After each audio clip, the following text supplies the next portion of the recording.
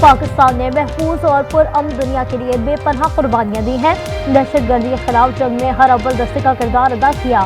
Field marshal Asim Munir کی امریکی think tanks, تجزیہ کاروں اور میڈیا نمائندوں سے واشنگٹن میں گفتگو۔ مارکہ حق اور آپریشن بنیان میں محسوس کی تفصیلات اور تجزیہ پیش کیا۔ کہا کچھ علاقائی عناصر ہائبرڈ وارفیئر کے طور پر دہشت گردی کو ہوا دے رہے ہیں۔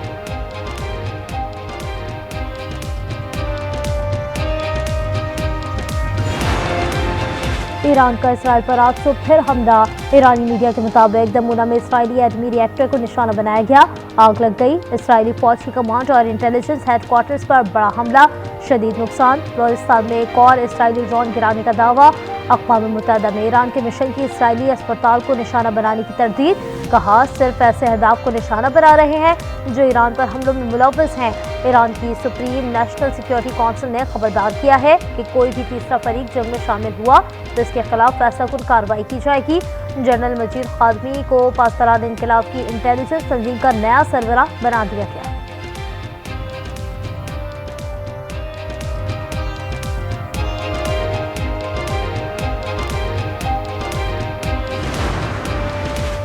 ایران پر اسرائیل کے حملے، نتنز اصفہان میں ایٹمی تنصیبات کو نشانہ بنایا۔ اسرائیلی میڈیا کا دعویٰ ہے کہ تہران کے 2/3 میزائل لانچرز تباہ کر دیے گئے۔ تہران میں آیت اللہ خامنائی کے رہائشی علاقے کو بھی نشانہ بنایا۔ امریکہ کا ایران اسرائیل جنگ میں فوری شمولیت سے گریز کا اشارہ، صدر ٹرمپ نے فیصلہ 2 ہفتے کے لیے مؤخر کر دیا۔ ترجمان وائٹ ہاؤس نے کہا تہران کے ساتھ مذاکرات کا چانس اب بھی موجود ہے۔ صدر ٹرمپ امن کے حامی ہیں لیکن ضرورت پڑنے پر طاقت کے استعمال سے نہیں چوکیں گے۔ ایوارڈ یافتہ صحافی سیمیور ہرش کا دعویٰ ہے کہ امریکہ اگلے ہفتے ایران پر بڑے حملے کے لیے تیاری کر رہا ہے۔ ٹرمپ انتظامیہ حملوں میں امریکی شرکت کی منظوری دے چکی۔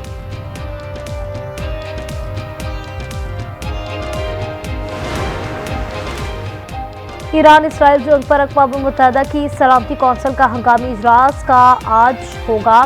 اجلاس ایران کی درخواست پر طلب کیا گیا ہے۔ ایران اور یورپی ممالک کے درمیان مذاکرات بھی آج ہوں گے۔ برطانوی، فرانسیسی اور جرمن ہم منصب جنیوا میں ایرانی وزیر خارجہ سے جوہری پروگرام پر بات کریں گے۔ ایرانی وزیر خارجہ عباس عراقچی کہتے ہیں اسرائیلی حملے ختم ہونے تک ایران مذاکرات پر نہیں لوٹے گا۔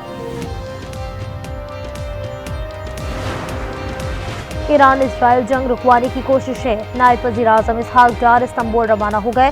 کل OIC کے 2 روزہ وزرائے خارجہ اجلاس میں شرکت کریں گے۔ کل اجلاس میں ایران پر اسرائیلی جارحیت کے خلاف سیشن ہوگا۔ اتوار کو مقبوضہ کشمیر پر OIC رابطہ گروپ کا اجلاس ہوگا۔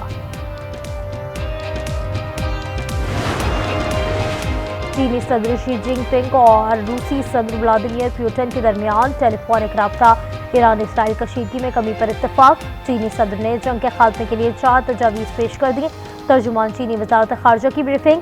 صدر شی جن پنگ کا فوری جنگ بندی اور شہریوں کا تحفظ یقینی بنانے کا مطالبہ۔ برطانوی وزیر اعظم کیئر سٹارمر کا ٹرمپ کو دماغ ٹھنڈا رکھنے کا مشورہ، کہا محاذ رائے کی کسی کی مفاد میں نہیں ہے۔ عرب میڈیا کے مطابق ایران نے اسرائیل پر حملوں میں کلسٹر بموں کا استعمال کیا۔ ایک میزائل ہوا میں پھٹا اور چھوٹے چھوٹے میزائل پھیل گئے جنہیں گرانا اسرائیل کے لیے ناممکن تھا۔ اسرائیل کا امریکہ کو مدد کے لیے پکارنا کمزوری کی علامت ہے، ایرانی سپریم لیڈر آیت اللہ خامنائی کا کہنا ہے۔ دشمن سے وہی سلوک جاری رکھیں گے جو آج تک کیا ہے۔ ادھر عراق کی اعلیٰ مذہبی شخصیت آیت اللہ سستانی کی آیت اللہ خامنائی کو دی جانے والی دھمکیوں کی سخت مذمت، کہا دھمکیاں مذہبی و اخلاقی اقدار اور بین الاقوامی قوانین کی واضح پامالی ہے، ایسے کسی بھی مجرمانہ عمل کے سنگین نتائج ہوں گے۔ فردو ایٹمی پلانٹ کو امریکہ کی مدد کے بغیر بھی نشانہ بنا سکتے ہیں، اسرائیلی وزیر اعظم نیتن کا بڑا دعویٰ، کہا تمام مقاصد حاصل کر سکے ہیں، ایران کے تمام جوہری تنصیبات کو نشانہ بنائیں گے۔ صدر ٹرمپ جنگ میں شامل ہونا چاہتے ہیں یا نہیں، یہ مکمل طور پر ان کا فیصلہ ہے۔ ٹائمز آف اسرائیل کے مطابق ٹرمپ 24 سے 48 گھنٹے میں شمولیت کا فیصلہ کریں گے۔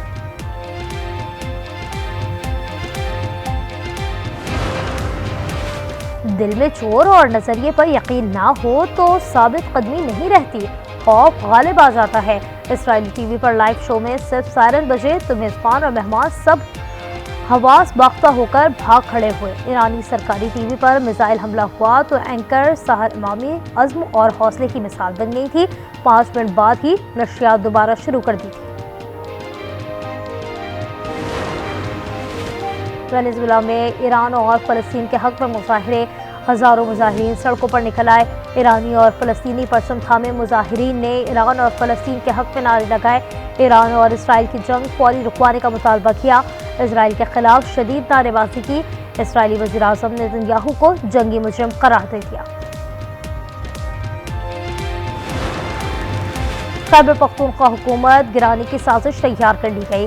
वज़ीर आला अली अमीन गंडापुर का बड़ा दावा। सोशल मीडिया पर जारी एक पैगाम में कहा, विफाक सूबे में फाइनेंशियल इमरजेंसी लगाकर हुकूमत गिराना चाहता है। पीटीआई के अरकान असम्बली को बजट की किट मोशन की मंजूरी में हिस्सा लेने से रोक दिया।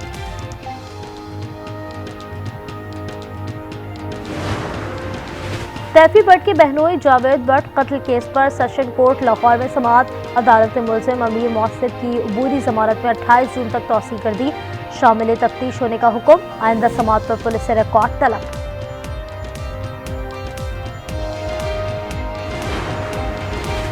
मुल्क में प्री मानसून सीजन का आगाज। कराची, गुलिस्तान जौहर, गुरुमंदिर, लियाकताबाद समेत कई इलाकों में बूंदाबांदी। सिंध में कई मुकामात पर कल से बारिश मुतवक्के। पंजाब, बलूचिस्तान, खैबर पख्तूनख्वा, गिलगित बल्तिस्तान और आज़ाद कश्मीर में बारिश मुतवक्के। और अफशा और उरूसा जैसे यादगार ड्रामों से शोहरत पाने वाली अदाकारा आयशा खान 77 बरस की उम्र में कराची में इंतकाल कर गईं। फ्लैट से 1 हफ्ता पुरानी लाश मिली। बदबू पर पड़ोसियों ने इत्तला दी। आयशा खान अदाकारा खालिदा रियासत की बड़ी बहन थी। सदर आसिफ अली जरदारी का नेवल हेडक्वार्टर्स का दौरा। एडमिरल नवीद अशरफ ने इस्तकबाल किया। सदर को पाक बहरिया के चाको चौबंद दस्ते ने सलामी दी। सदर मुमलिकत ने यादगार शहादा पर फूल रखे। मार्का हक की कामयाबियों पर ब्रीफिंग दी गई।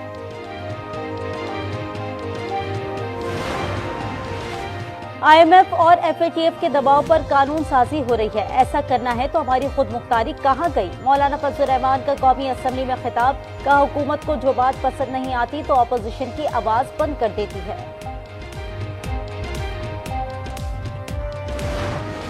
कराची में फायरिंग के वाकयात। डाकुओं की फायरिंग से बच्ची समेत 2 अफराद जाँ बहक। सिक्योरिटी गार्ड की फायरिंग से 2 मुबैना डाकू मारे गए।